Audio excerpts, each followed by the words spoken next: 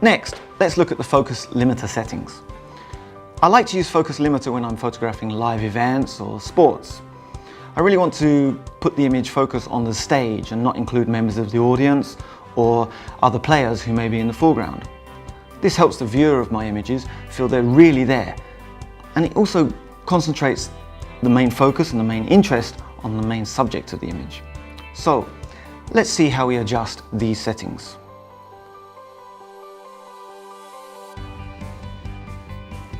As when we adjusted the autofocus speed settings, we click on Customization and then on Customization Mode Settings.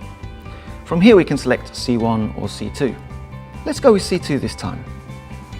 Next, we click on Focus Limiter Settings. On the settings screen, use the two sliders to set the range of the autofocus drive.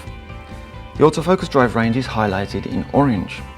For example, in this case, I'm going to set the minimum focus distance to 10 meters with the left slider and the maximum photo distance to 30 meters with the right.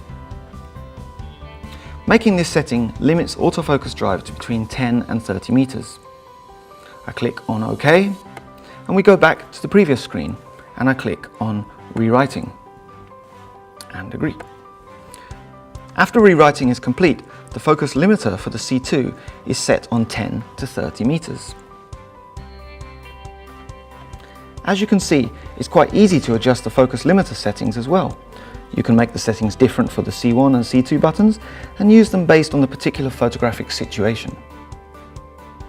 The important thing to remember here is that many Sigma lenses already have a separate focus limiter switch. But if you're using the focus limiter on the C1 or the C2 button, these take priority, and the separate focus limiter switch is disabled. Okay, so now let's look at adjusting the optical stabilization settings.